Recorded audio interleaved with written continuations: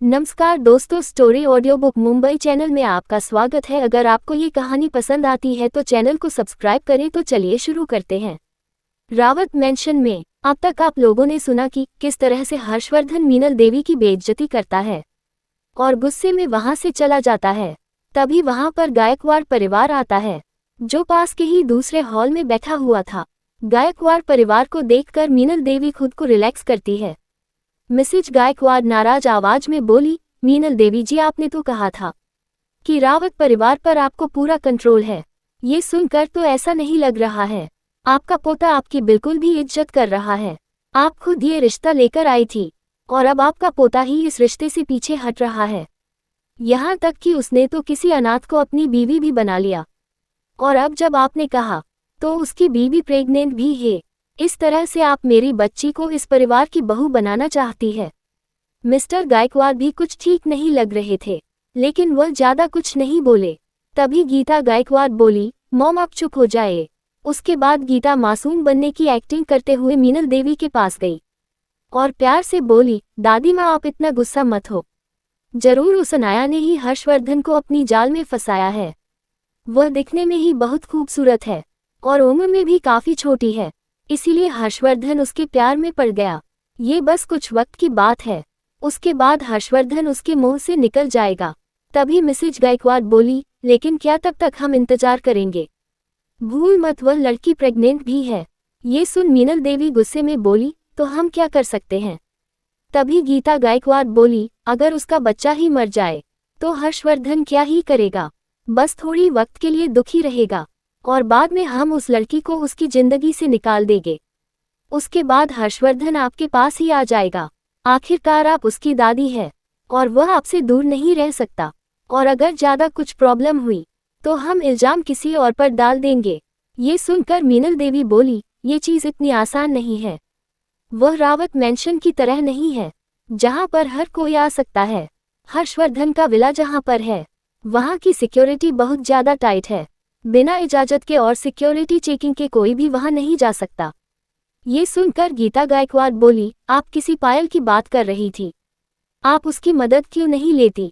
वह तो वहीं पर रह रही है। ये सुनकर मीनल देवी बोली, वह बिल्कुल बेकार है।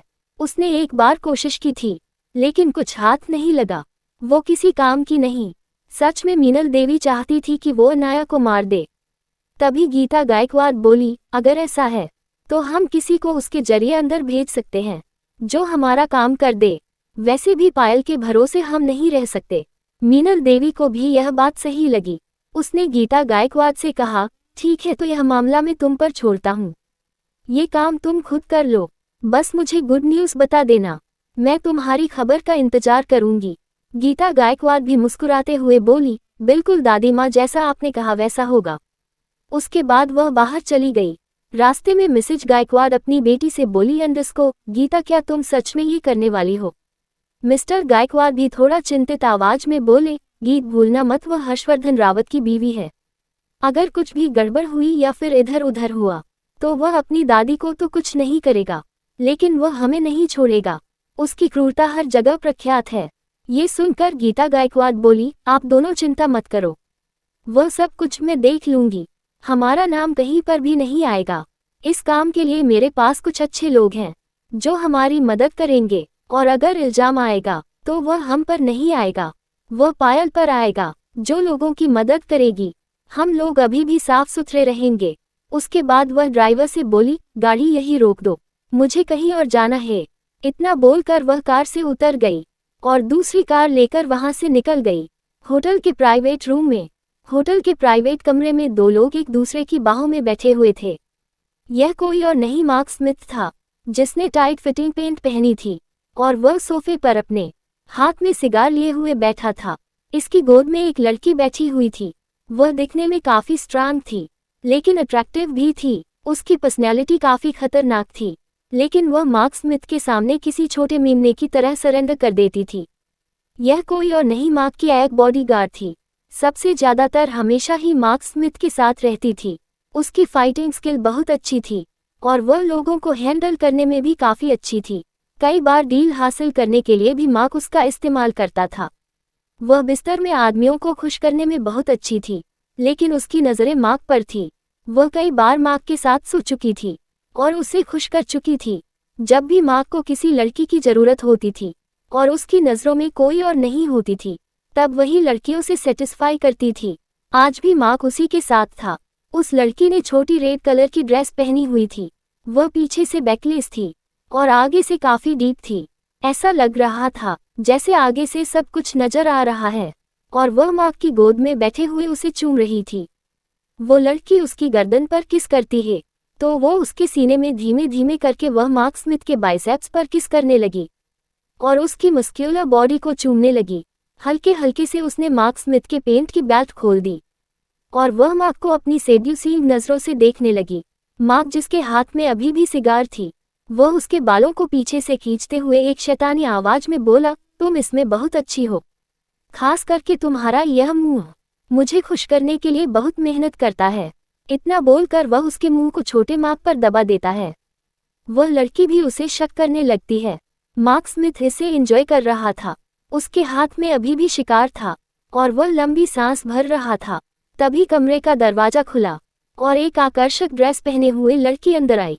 यह कोई और नहीं, गीता गायकवाड थी, जिसने थोड़ी देर पहले जिसे मिलने की बात की थी। अंदर का नजारा देखकर उसने अपनी मुठिया कस ली। उसे बिल्कुल पसंद नहीं आया था कि वह मार्क को किसी और के साथ देखेंगी। उसकी वजह ये नहीं थी कि वह मार्क से प्यार करती थी। उसका मानना था एक बार मार्क उसके साथ सो गया, उसका मतलब मार्क उसकी प्रॉपर्टी है और अब वही उसका इस्तेमाल कर सकती है। लेकिन वह भूल गई थी, उसके सामने बैठा हुआ इंसान कोई मामूली बिजनेसमैन नहीं है, वह मार्क स्मिथ था। वह अपनी शर्तों पर चलता था। अंडरवर्ल्ड में भी उसका बहुत अच्छा कनेक्शन था, इसीलिए ना चाहते हुए भी उसने अंदर का नज़ारा बर्दाश्त किया। लेकिन जैसे ही मार्क की नज़रें गीता गायकवाड पर पड़ी, उसकी आंखों में चमक आ गई, क्योंकि गीता गायकवाड आज कुछ ज्यादा ही हॉट लग रही थी। गीता ने ये जानबूझकर किया था। इतने साल वजन रहने के बाद और किसी रिलेशन में ना आने के बाद पहली बार जब मार्क स्मिथ के साथ उसे रात गुजारी, उस रात उसे अंदर से बहुत सेटिस्फैक्शन मिला। वह आज भी यही डिसाइड करके आई थी कि वह मार्क के साथ एक अच्छी रात बिताएगी, लेकिन अंदर का नज़ारा उसके अच्छे मूड को बर्बाद कर दिया। तभी मार्क स्मिथ, जो वहां बैठी हुई लड़की के सिर पर हल्का सा थपकी देते हुए बोला, अब बहुत हुआ, अब तुम जा सकती हो, मुझे मीटिंग करनी है। वह लड़की मार्क्स की ओर देखती है और पास की टेबल से टिश्यू उठाते हुए मार्क स्मिथ का पैरों के आसपास की जगह साफ करती है और उसे वापस कपड़े पहनाते हुए सर झुकाकर बोली, बॉस, मैं चलती हूँ। इतना बोलकर वह बाहर जाने लगी। उसकी हालत इस वक्त काफी खराब थी।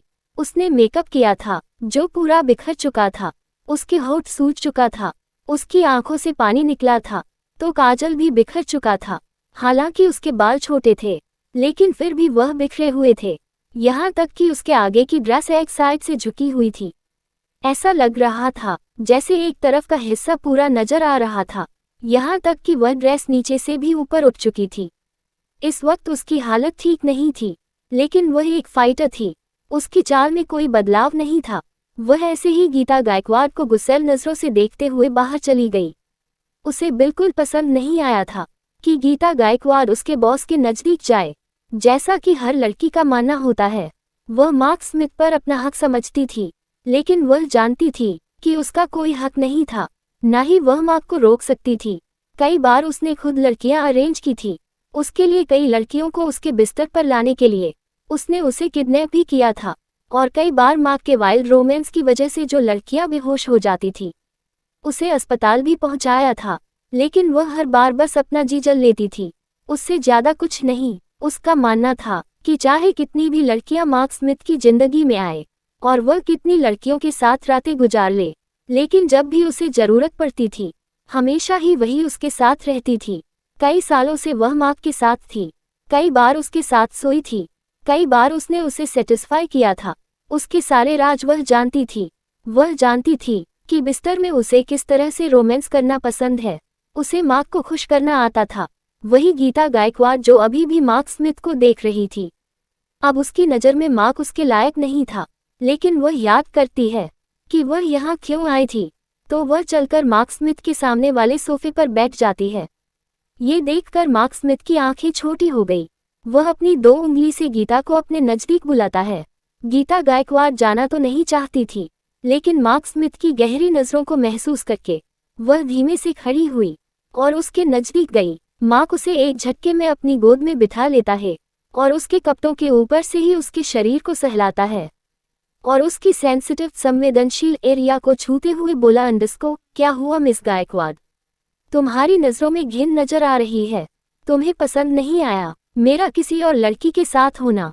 गीता गायकवाड अपना चेहरा दूसरी ओर करते हुए बोली, ऐसा कुछ नहीं है, बस तुम्हारी हरकत से घिन आई। ये सुनकर मार्क उसके जबड़े को कसते हुए बोला, खुद को इतना महान मत दिखा रही हो, जैसे तुम दूध की धुली हुई हो। तुम्हें भी यह सब कुछ पसंद है, बस फर्ज इतना है कि लोगों की बदनामी से तुम ऐसा करती नहीं हो, वरना पिछली बार जिस तरह से तुम मुझे पर टूट पड़ी थी, मैं समझ गया था कि तुमने खुद को कितने वक्त से कंट्रोल करके रखा है।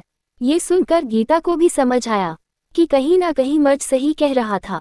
पहले उसे फिजिकल सेटिस्फैक्शन की जरूरत नहीं होती और गीता गायकवाड भी कोई अलग इंसान नहीं थी, इसीलिए वह अपनी घिन को साइड में रखते हुए बोले, ठीक है, मैं अपने काम से आई हूँ।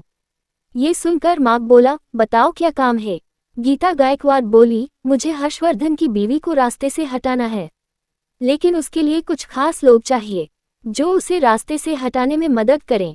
ये सुनकर मार्क स्मिथ हंसते हुए बोला, तुम्हें सच में लगता है कि हर्षवर्धन की बीवी इतनी सिंपल चीज है जिसे कोई भी मार सकता है? तुम्हें पता होना चाहिए कि वह कितनी प्रोटेक्टिव एरिया में रहती है। ये सुनकर गीता गायकवाड बोली, बिल्कुल, हमारे पास एक मोहर है जो उसी के विला के पास के विला में रहता है, उसके मॉम डैड के साथ। वहां से कोई भी इंसान उसे विला में एंटर कर सकता है, बस हमें कुछ स्क्रीन लोग चाहिए जो उसे किसी भी हाल में रास्ते से हटा दे। उसके बाद वो वहां पड़ी हुई वाइन को मार्क को पिलाती है। वही यह सुनकर मार्क स्मिथ गंभीर आवाज में बोला, ठीक है, मिल जाएगी तुम्हें वह टीम, लेकिन बदले में मुझे क्या मिलेगा? तुम जानती हो मैं एक बिजनेसमैन हूँ और घाटे का सौदा करता मेरी आदत में नहीं है। ये सुनकर गीता गायकवाड उसे घूरते हुए बोली, तो तुम ही बता दो, तुम्हें क्या चाहिए? वैसे भी इस डील में तुम्हारा भी फायदा है, तुम खुद भी तो यही चाहते हैं, हर्षवर्धन को बर्बाद करना। पिछली बार मैंने तुम्हारी आंखों में हर्षवर्धन के लिए नफरत देखी थी, ऐसा लगता था जैसे तुम उसके जानी दुश्मन हो, तुम उसे हर हालत में बर्बाद करना चाहते हो। तो तुम्हारे लिए तो यह अच्छी न्यूज़ है, एक बार उसकी बीवी मर गई तो वह पहले से कमजोर हो जाएगा। ये सुनकर मार्क्स गीता से बोला, तारांकन, वह मेरा अपना मसला है, तुम बताओ तुम उन लोगों के लिए कैसे पेमेंट देना चाहती हो जो मैं तुम्हें दूंगा? क्या मांगेगा मार्क गीता से? क्या इस बार मर जाएगी अनाया? और क्या होगा दुश्मनों का प्लान कामयाब? अगर आपको अगला एपिसोड चाहिए तो लाइक करें, कमेंट करें और चैनल को सब्सक्राइब करें।